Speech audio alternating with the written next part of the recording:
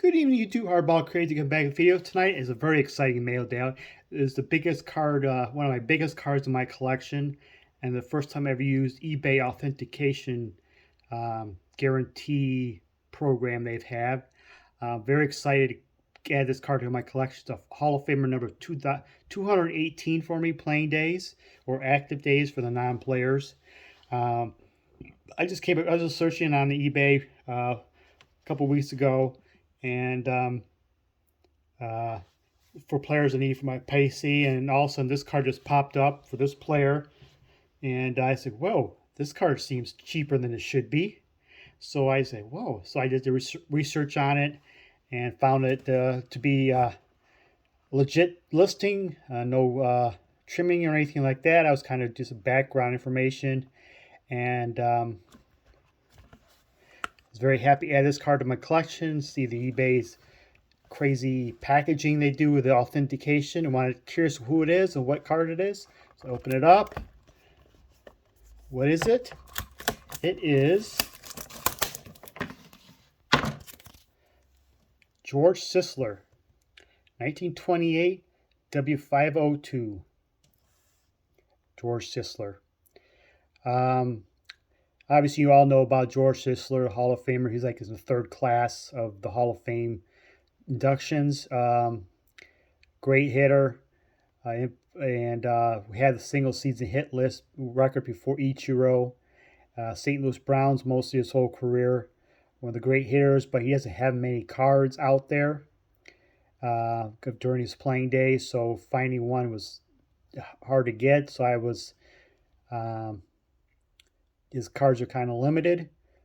So I kind of, this card I got a price. I thought it was a lot cheaper than I would expect it to be.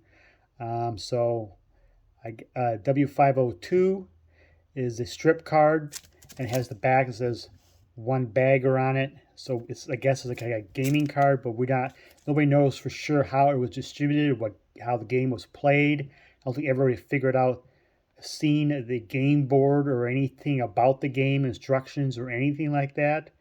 The thing about the W502s is that some people may not think it's a strip card because many of the cards are cut very well. So there's a little mystery behind the set, maybe why that card is more affordable or not, but still it's very good. I did research. I don't really care about pop reports or anything like that, so I just went on a PSA website just to double check the registry and see if there's any type of sales history behind it with like companies like PWCC that has made some trimming history cards to their company, so didn't see anything like that. When they looked on the PSA website, this card here is the highest graded card of George Sisler from this set. There's no other card grayer than a 6, so this is a pop of 1.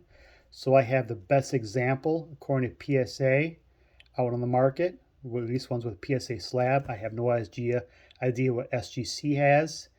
This card in SGC, and know there's a raw version out there is better shape than us, but with PSA slabbage, this is the highest cabbage. Sorry, that's pretty bad.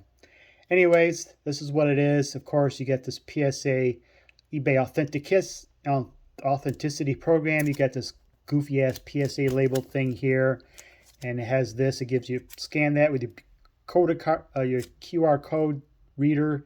It gives you a history of the the authentication from eBay, and if I void this out, if I rip this, eBay authentication is now fully voided.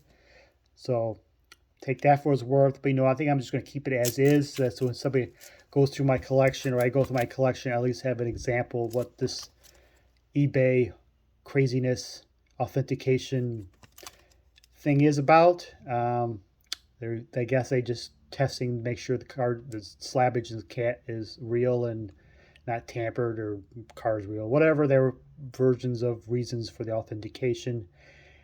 It wasn't much of a delay, maybe like an extra week or so of delay of getting the card because it had to go through eBay first, then to me. But I'm still happy, very happy to add this to my collection. It's 218